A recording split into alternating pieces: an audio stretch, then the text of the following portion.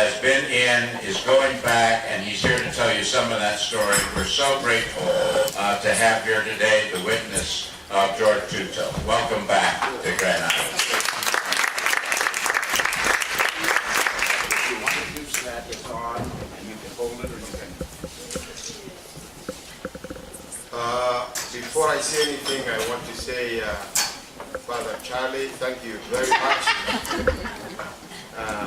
For everything and bringing people together and letting other people in the city here to know that we are coming here today with the bishop to share the stories with you. And also I want to thank the whole, all of you for being here today to listen. And the story is very long time story for 3 months. I left US. That was in November the 4th, and I arrived in Kampala on the 5th. The mission was, we have raised a little money, and I took that money to Kampala to buy some medicine to go with it to Nuba Mountains. And as you know, the Sudanese government had refused any international media or any organizations or anybody to go to the Nuba Mountains. It was a big challenge for me to say I am going to the Nuba Mountains.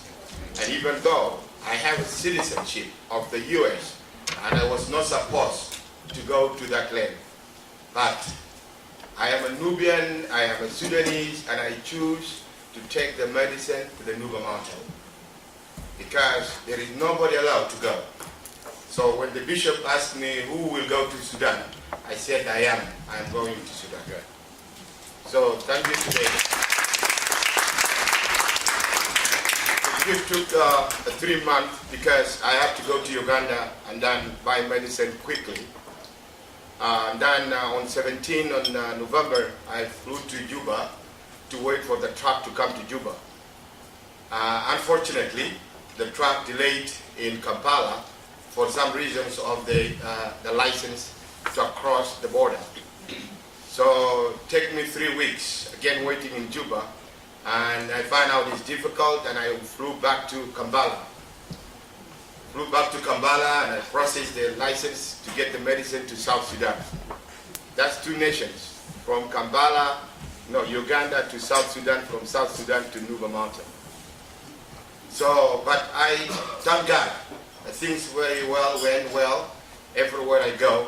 I think it was very difficult in many ways, but I passed all the borders until I took the medicine to Juba, and then from Juba, and also I thank Samaritan Purse, they helped us to ship the medicine to a place called Eda, which is the border between south and the north, where the whole refugees, 40 to 35,000 refugees coming from the Nuba Mountain areas. So I took a small plane, and the big plane was going with the medicine alone, and I have to go with a small plane. But when I arrived in the same day, an hour before, the big plane came, and it didn't find a way to land because the airport was very small. So they took the medicine back to Juba.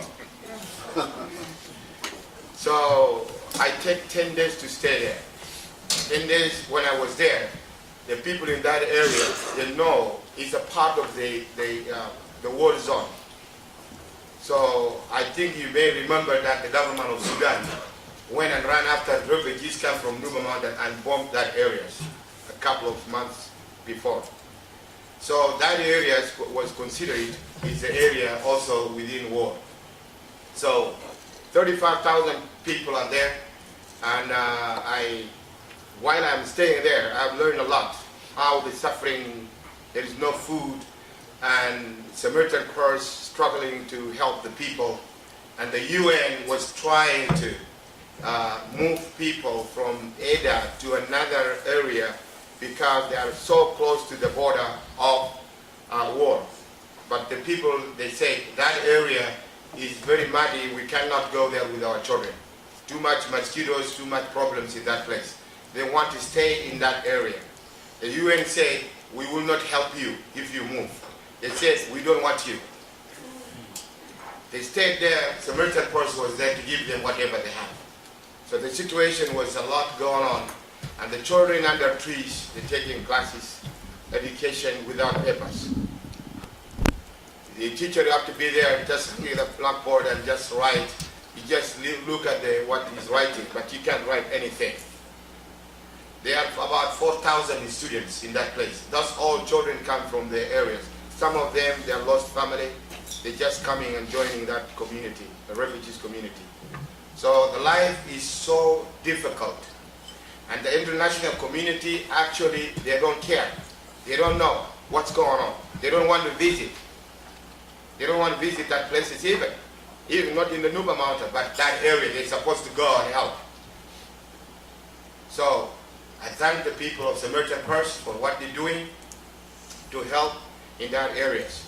So from there, I got the medicine after 3 days. After 10 days, I have 3 trips come with a small plane, brought all the medicine to me, and they told me, now George, we have the medicine in a store. Now you are ready, you can take your medicine out here to see where you're going. Because I was the first person to take the medicine or to take any relief to the area where the war is. As you know, the Nuba Mountain was a part of the 21 years war. But we were having a different treaty in the peace agreement. Before the peace treaty, we went to election. If we win, we will have to choose if we go to south or we go to north. War starts before election. The government of Sudan say if we did not win, we will win with the bullets. And we will wipe out all the Nuba Mountains. We will fight them everywhere. You can go to south. Join your own people there. We said, no, we will not go. This is our land. We have to stay in it. So there was very difficult, no flights inside there, nothing. So I was given a truck from the Nuba Mountain through the SPLA, and they sent me a truck to get the medicine out from Ada, which is the border. So they sent me a truck while I was going. It was very, very dangerous because the government are bombing the areas every day, morning, and then night at 2 in the mornings. They don't give a chance for people to sleep or to do anything else. So while we were working, we were going to the Nuba Mountain by 3 in the evening, and the truck have a flat tire. In that place, we have been told everybody must be watching on the air. Because that area was cleared by the SPLA. The SPLA area, that means that they control that area. But the Air Force, they were there. They were always coming and bomb wherever, any area, where the people are, not where the army is, where the civilians are. They're bombing any places. So in that area we stayed, we fixed the tire, and then the truck I have, they don't have a headlight, no light. And it happened that at 7:30, we don't have to go drive anymore with a light, no light first. And then the second thing is that we cannot drive at night. We stayed in a bush. In 10 minutes later, the Air Force come and trap the bombs. But 10 miles from where we are. I asked myself, why do I come over here? Because the situation was very bad. I don't have nothing to cover with it. It's very cold, plus the bombs. But it came to my mind very quickly. Well, this is my people. and I brought the medicine, I have to take medicine, I'm not going to give up. I will take care for myself. If I die there, I died in my land. So I was encouraged myself for a very short time, and I have 3 guys, they have guns, and the other doctor was with me, and we were just 2 of us, and they were, we encouraged each other. And then we drove in the morning to the other place where the SPLA leader is. They asked us, where you come from? I said, I come with the medicine. We heard about you 3 months ago. You're still with the medicine. Praise God, you brought the medicine to us. It's 3 days before, there's a lot of injuries happened among the children.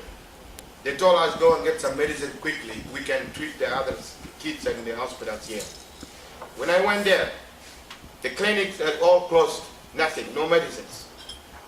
Those who are injured, they are cleaning them with salt. There is no medicines, nothing. Those who are sick, other kind of disease, no, they don't have anything. So that's why when I went there, it was a big blessing. And I thank the people of US for whatever they gave it to us that time. So that's the result. We bought that medicine and we went with it to the mountain.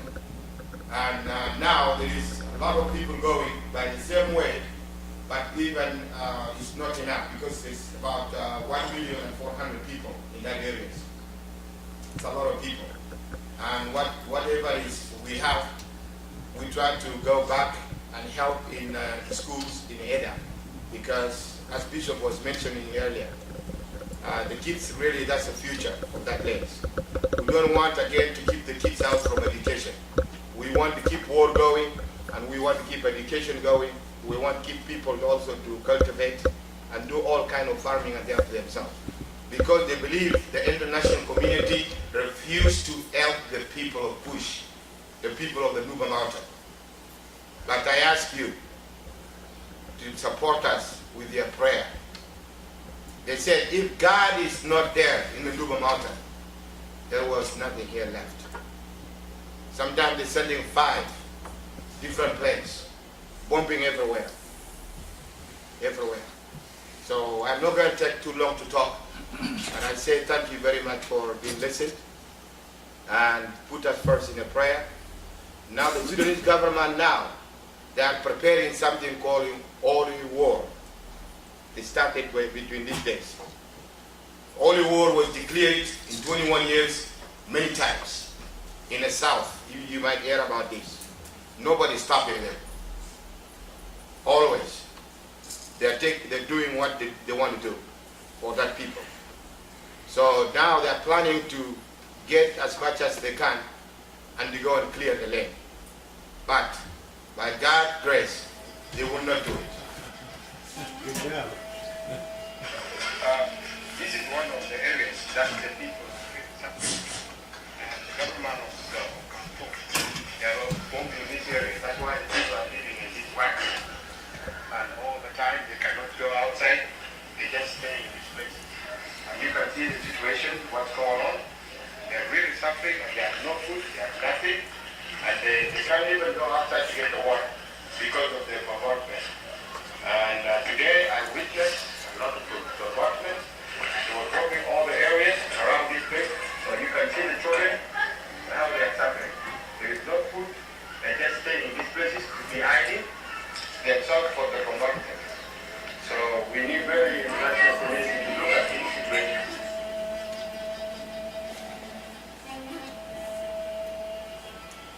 Families are doing under this work because of the protection of the Air Force, Sudanese Air Force.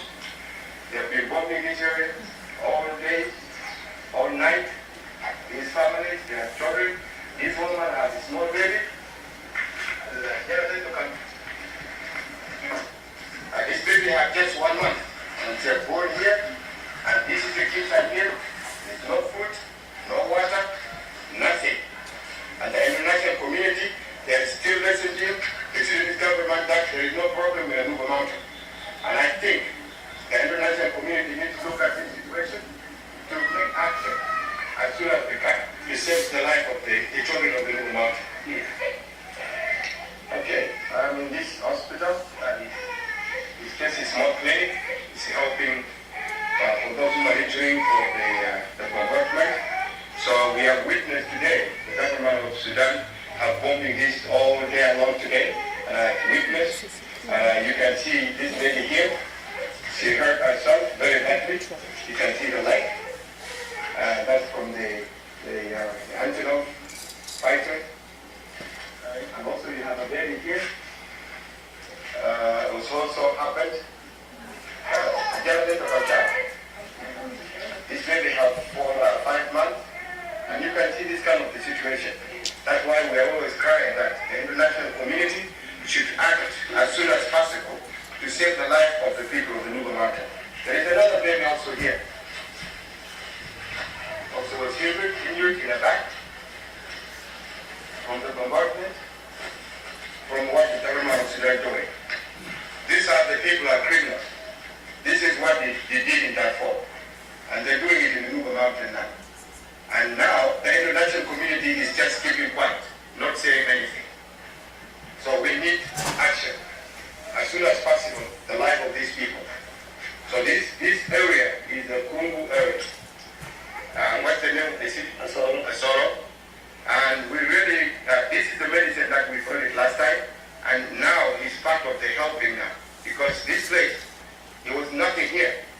But praise God, because we have needed that arrived today.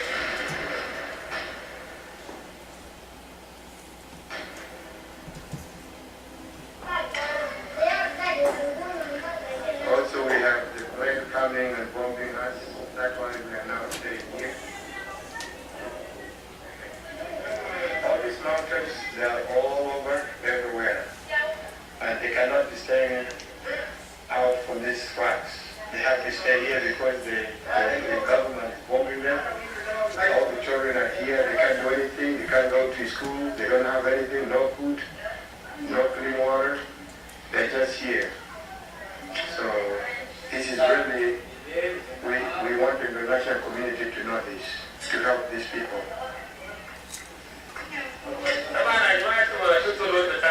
As you see our situation, we are suffering. We have no water. We are hungry. The children are suffering. The plane coming 24 hours to bomb us.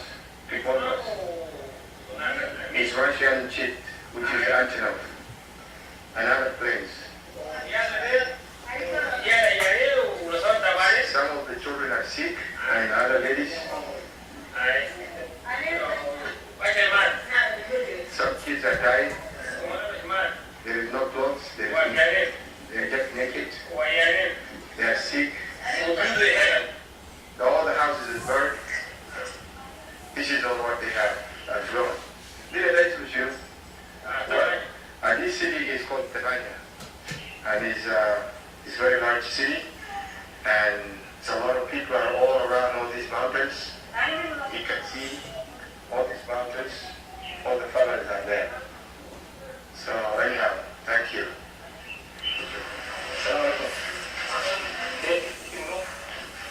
What's your name? Sadia. My name is Sadia. Sadia. What's your baby name? Yuzuri. Yuzuri. Yuzuri. Yuzuri. How old is she? 2 years.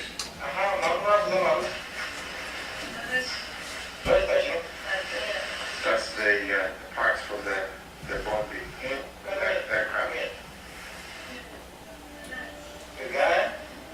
The area is called your injury also, you and the baby at the same time? You were not carrying the baby. She was away from the baby. But the whole part's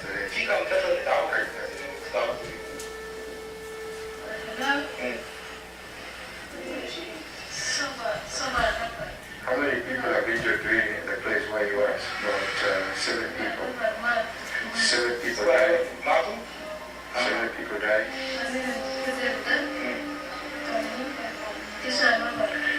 Those who were injured, there were 9.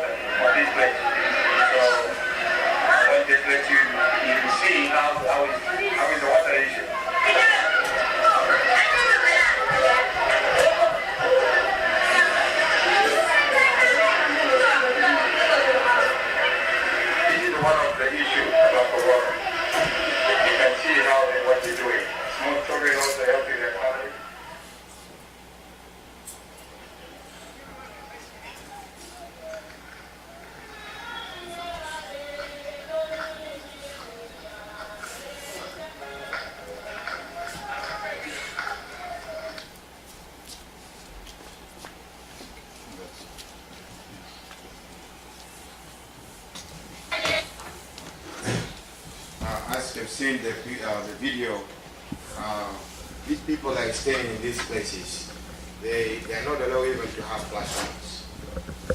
What do you think about when it's becoming 7 or 10 at night? What about the big snakes coming out from the mountains? They are not worrying about the snakes, they're worrying about bombs.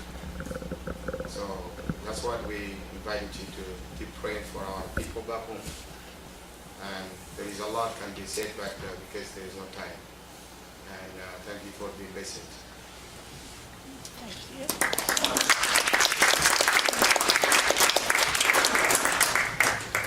Let me ask the bishop to come back up, and I know he has more to say to us about his ministry and his wife's ministry and the situation there and what he's doing here, and so I'm going to let him speak for a while.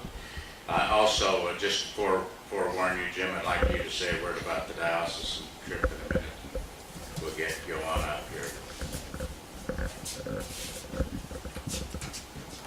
So. Got more. Good. Okay, I think George covered everything. I'm not going to say anything more about this. I want to show you my ministry, what I was doing before the war and after the war. This is the Diocese of Kadugli logo. I'm just going to go very quick. It is showing the land of Cush and where it is written in the Bible, Genesis chapter 2. And this is Black Pharaohs. They ruled Egypt many years, and these people from Cush. And also we have the kings, King Tarhaka, King Banfi. The Nuba people have very strong and good history. The oldest pyramids are not in Egypt, but they are in Sudan. And this is some of the Christian photos on the walls in the northern Sudan. And North Sudan now is entirely Muslims, but we used to have churches there. This is showing the map of Sudan and where South Sudan is. This is Nuba Mountains in rainy season, very beautiful place. This is our cathedral. It was built 2 years ago, and at the end of the 2 years, it was looted, and all the doors and the windows and any property in is gone. Now there's nothing there. This is my offices in Kadugli. We were having the best internet in the town, and but all offices were burned down. Everything has gone. Computers, we have cyber cafe, we have guest house, and everything has gone. This is the children in the school, Nuba Mountains, but most of them now they are in Yeda. This secondary school we built also 2 years ago. These are the children now. They have nowhere to go. Some of them are in South Sudan, and some of them are in Uganda. And those who are old enough, they joined the military now. This is our tractor. This is what I was doing, workshop for peace building. We are working with the British Embassy to help the people to, you know, after peace, people started revenge, and we said, as a diocese, we need to step in and do something. This is Interfaith. I'm the chairman of Interfaith, bringing Muslims and Christians together. That's why we're saying this war is not about Muslims and Christians. We are living together. We have very good way of staying together. So now this is after the war. This is the bombs. You see the holes? What that was the bomb. This is one of the airstrip in Kauda. And this woman was pregnant. She was killed. This man was trying to farm, and his land, he was also bombed by the antelope. This one of the youth, even the animals, this village are burned. This child was cut into two. They were just, I know the parents of these kids. They were going to get water from the borehole, but the antelope is always taking people. This is one of the schools. And this mass graves here was taken by enough project, Sentinel satellite project in Washington. And they have taken the photos of mass graves in Kaduna. These are children in the mountains, in the caves. This is what people are eating because there was no farming and there is no food now. This is what George have taken to Nuba Mountains: salt and medicine and so. This is the tribe I was talking about. Was taking to Nuba Mountains. These are some of the soldiers in the area. This President Bashir, we want to wipe out all the Nubians. This is unity. That's in south. This is where the children are. Unity state. The children in Yeda came. This is classroom now. And this is what we are trying to build them just a shelter.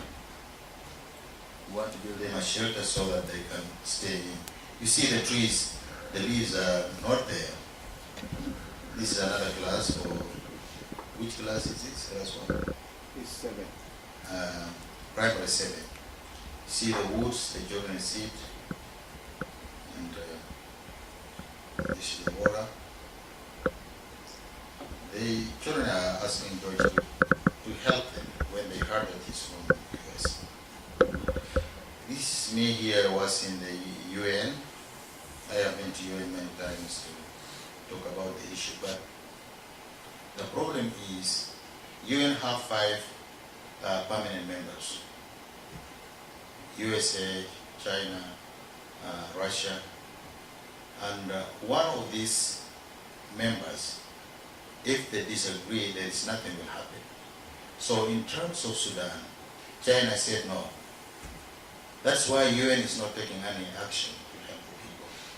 Because China have relationship with the government of Sudan, they have business of oil, they have construction of the roads, and they have many other things. That's China is blocking the ways for the UN.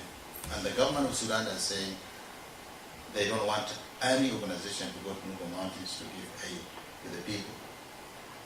I was in the Congress here, testifying in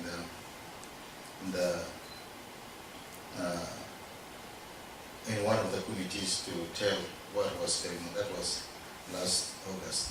And this is last week with Judge Clooney.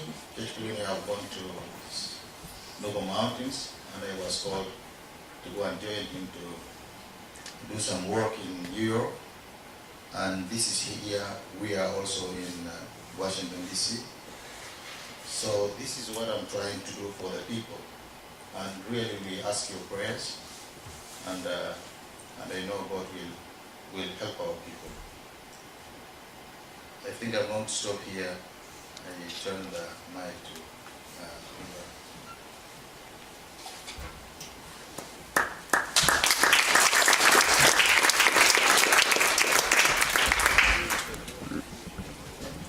As we ask Ioana to come up, notice that on some of the tables there are baskets. They are not on all tables, so if you would circulate the baskets if you want to leave cash or a check. If you didn't come prepared to do that today, talk to the office during the week. We'll take money during the week, and at one point we'll see that some money goes to Bishop Andudu and to George and to Ioana, and see if we can't further ministries there and trips there. So, there you go.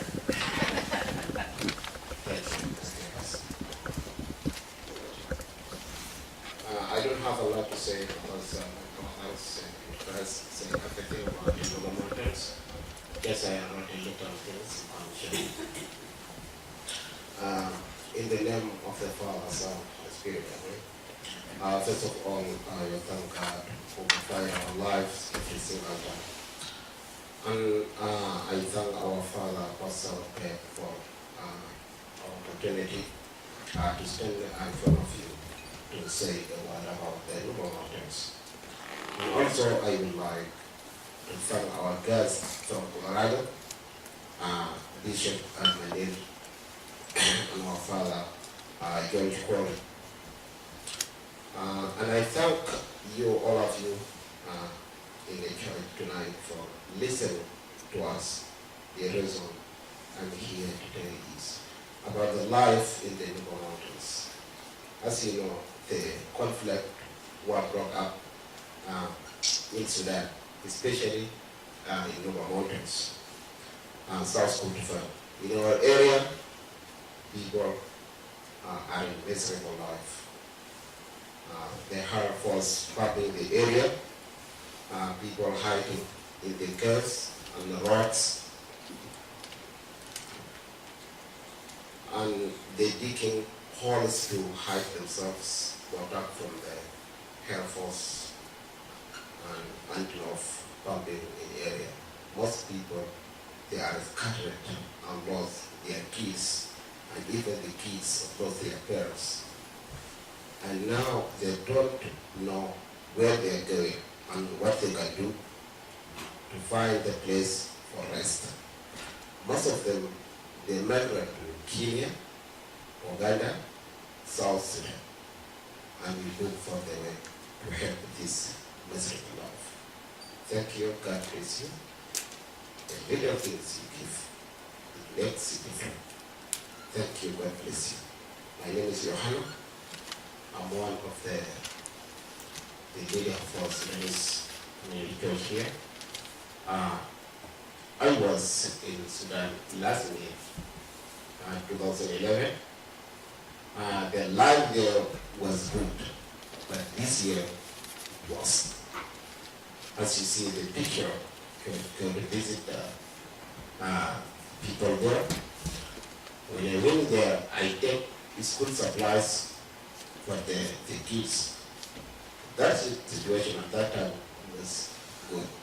But now, when the war broke up, as church says, the war come after the election. And all the kids that I helped them, they went to the area camp, as you see there. And now, young in this country, we go to help them.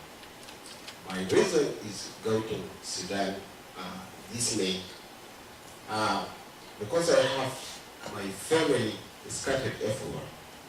I have a family now in Kenya, and I have my family in Israel, and I have a family in Egypt, and I have a family in Khartoum, even and I have a family in Yeda, South Sudan. And all the time they call me, we need help, we need help. That's the reason I want to go there, I want to go to help. Thank you for listening to us. God bless you.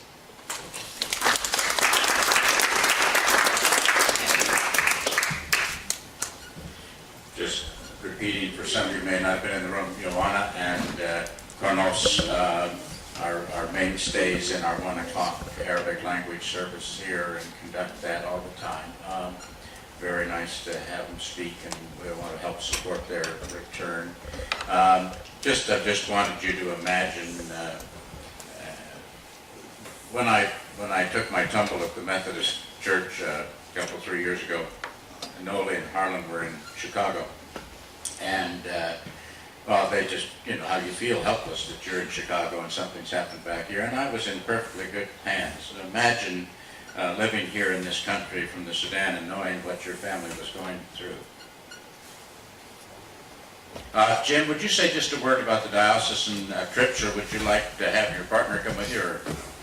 Well, what do you think, partner? Huh? I can go?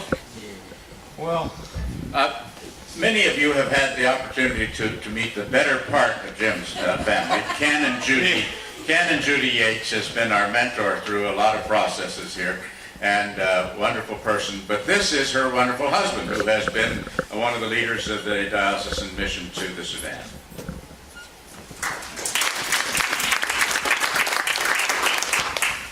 thank you, Father Chuck Peak, for the advance notice to speak.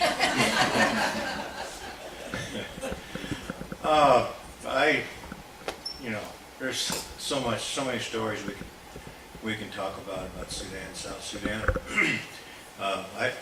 Bishop Andudu, I met him 6 years ago, probably. Yeah. When he came to Omaha by Ron Whitmer, I think. Father Ron Whitmer invited you to come through. And so I've known him for quite a while now. Saw him at AFREX conference here last year. Good to see him again. And George, we were in Juba last December on our mission trip to Twitch East Diocese. Our companion diocese was Nebraska. And I turned around and say hello to the Sudanese fellow behind me here in church, and it's George, I saw him in Juba. He was going back to get the medicine to take up to Nuba Mountain. So it's good to see George. But anyway, I've fallen in love with the Sudanese people. They're so warm, and I've known Daniel Quat. I don't know if maybe Bishop Andudu knows him, Father Daniel Quat, for 10 years, and Jacob there for just about as long.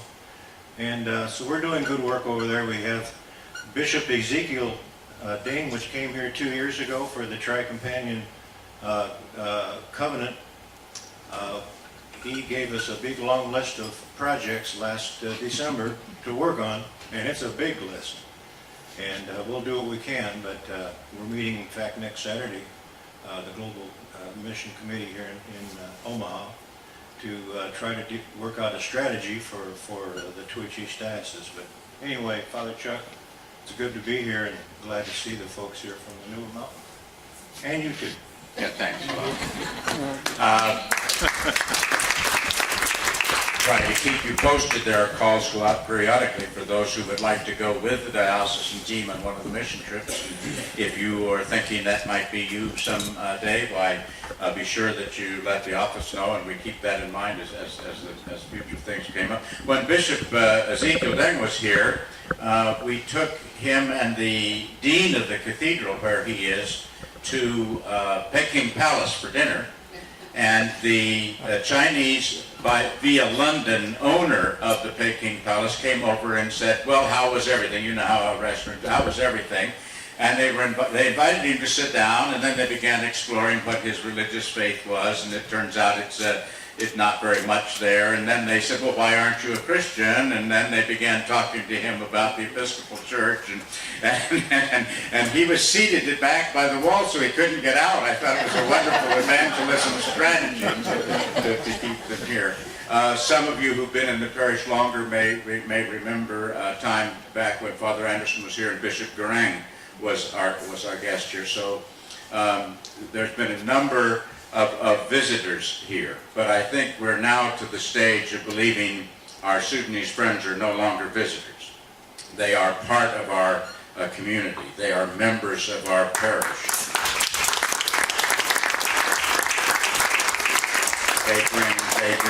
They bring lives of prayer and lives of sacrifice, and they also bring potentials for leadership and ministry within the community and within the parish. And so we have been, I believe, first of all willing and then later grateful that we could offer an office in the community center to the Sudanese community, whose shirt I'm wearing.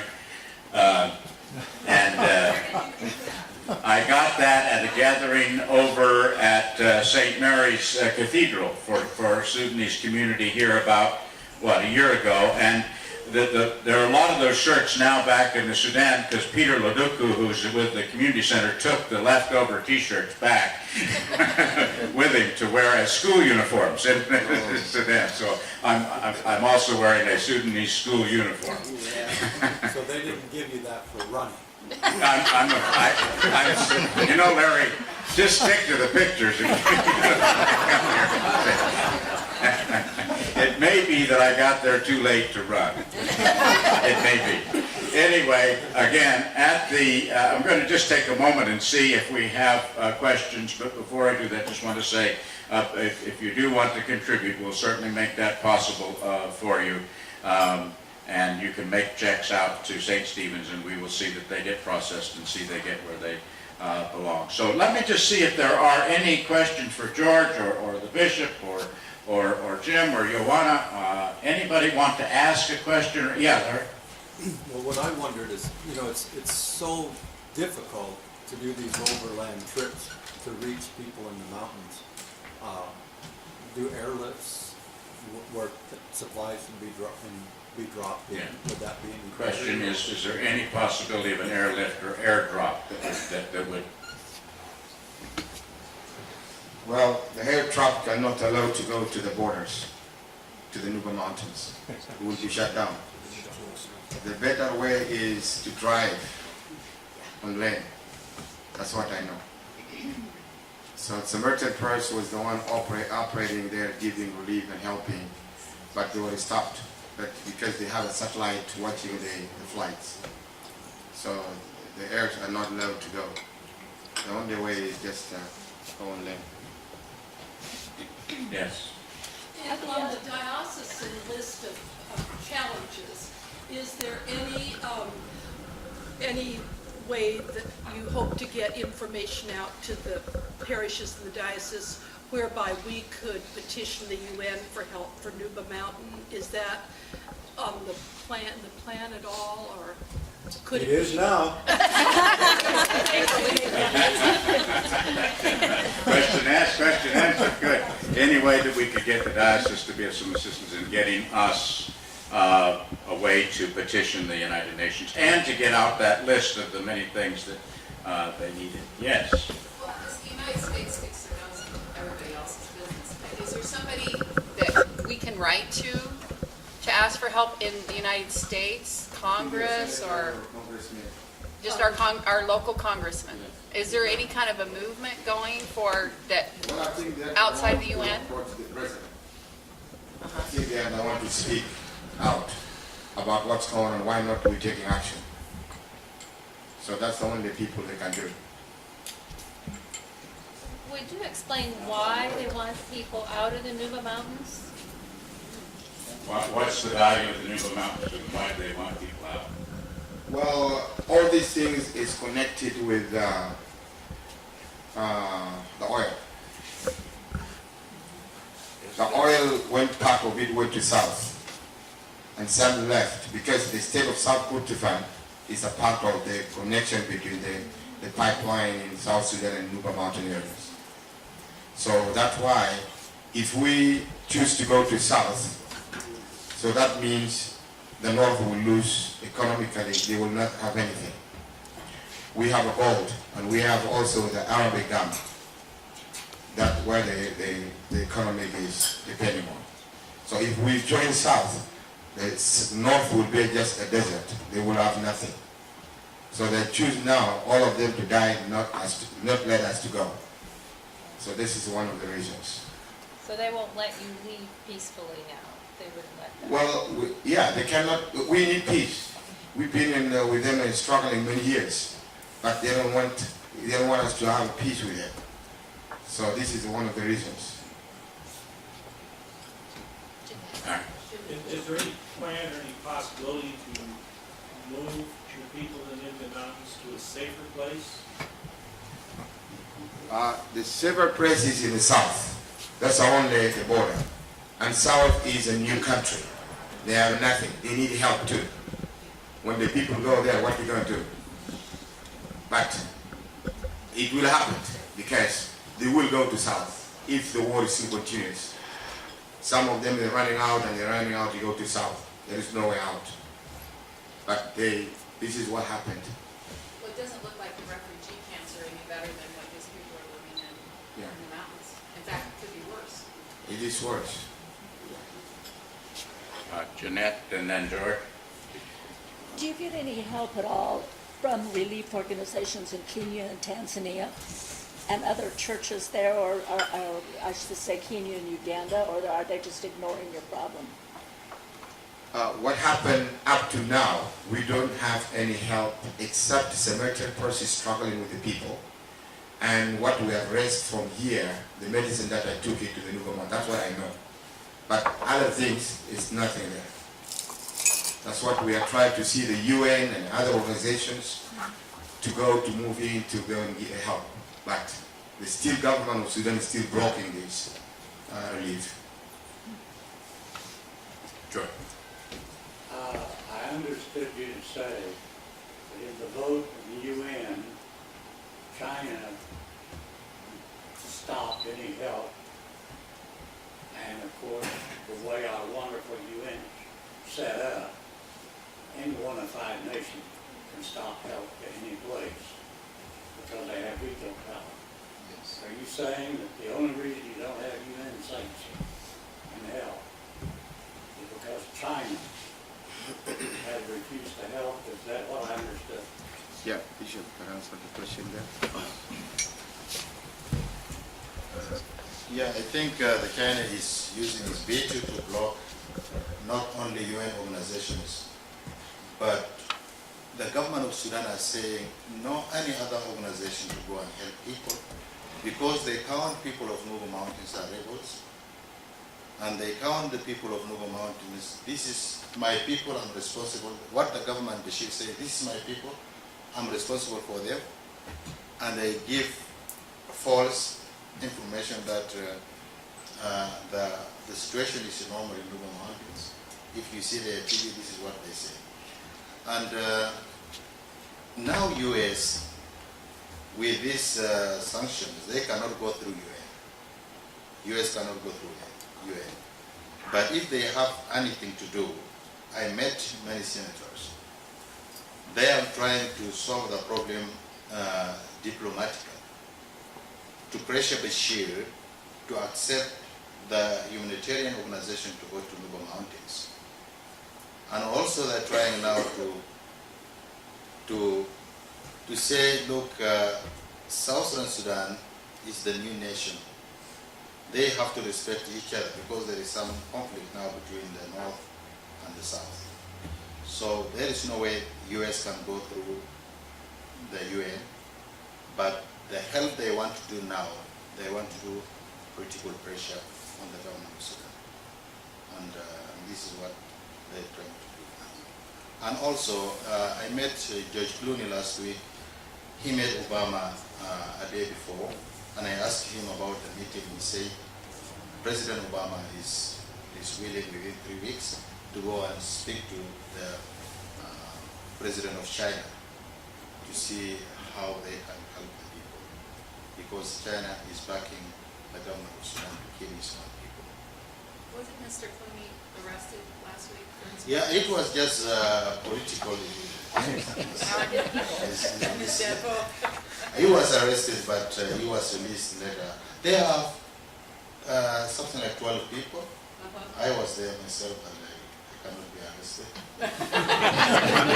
I was willing, but because of my status here, cannot allow me.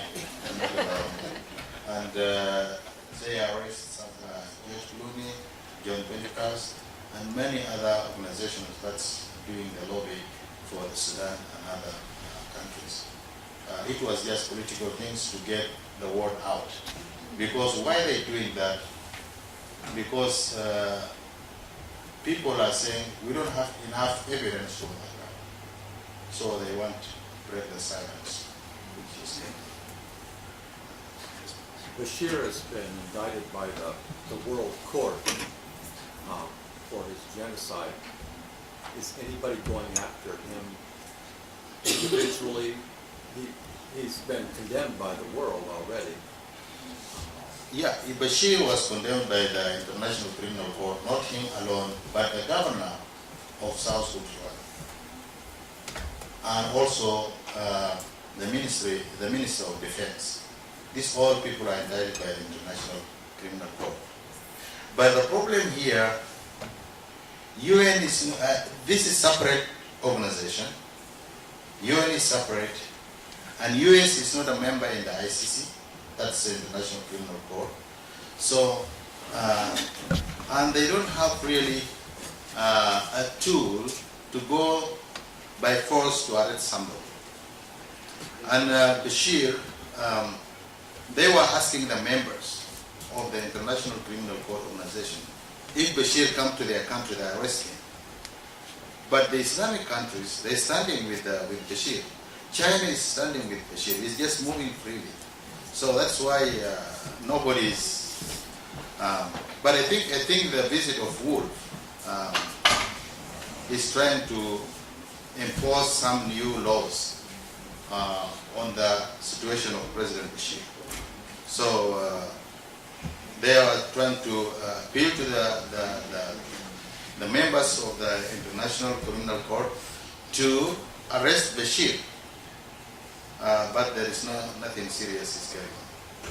The United States isn't a member of the International Criminal Court because we don't want to have our people subject to anybody else's law except for our own.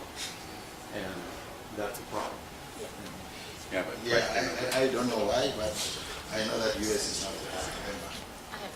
You, in the video, there was a picture of the mass graves, and were those detected by aerial shots? Is that what you said?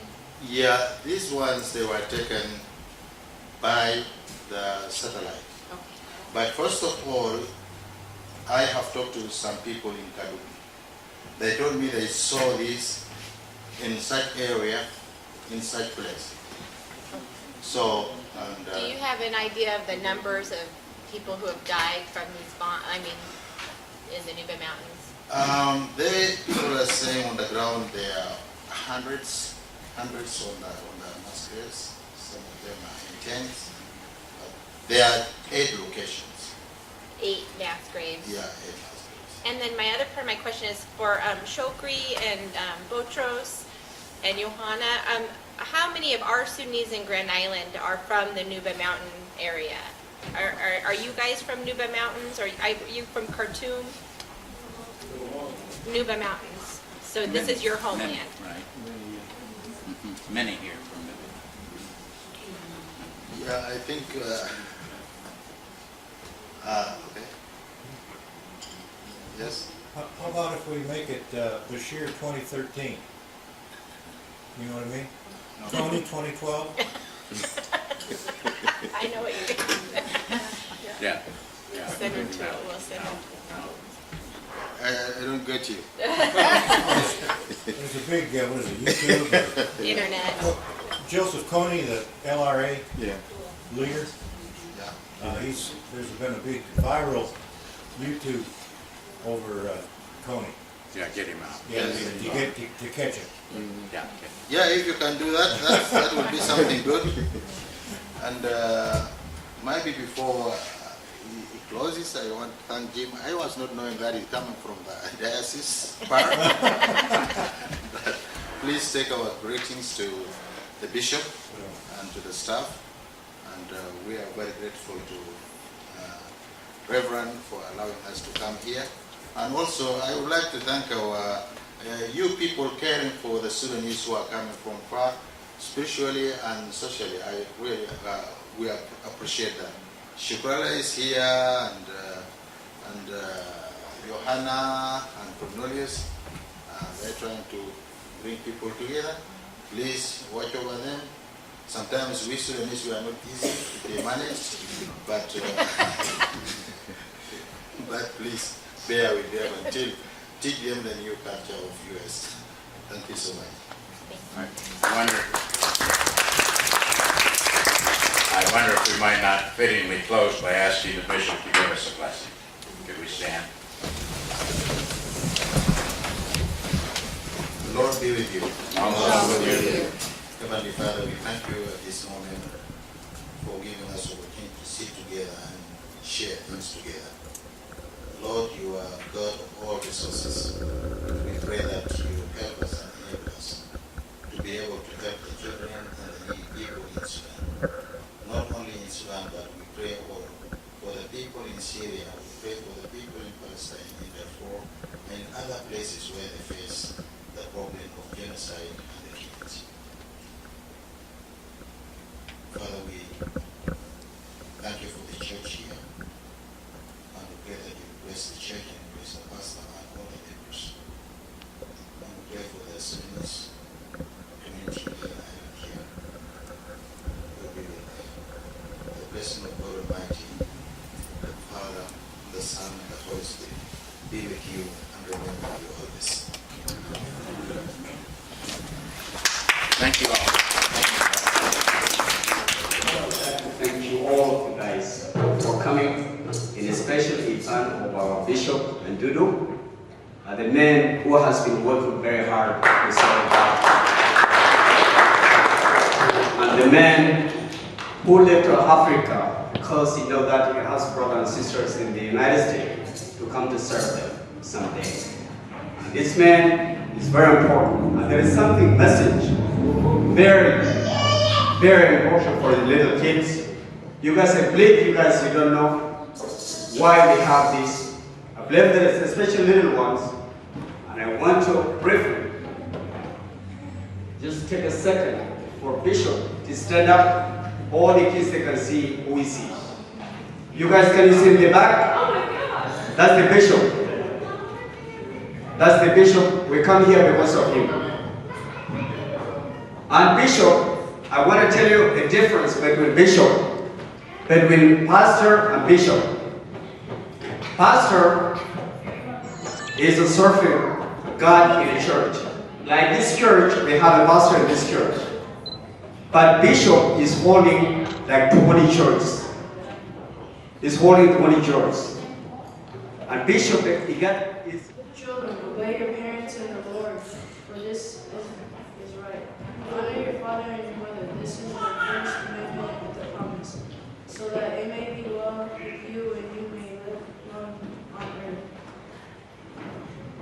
And the fathers, do not provoke your children to anger, but bring them up in the discipline and instruction.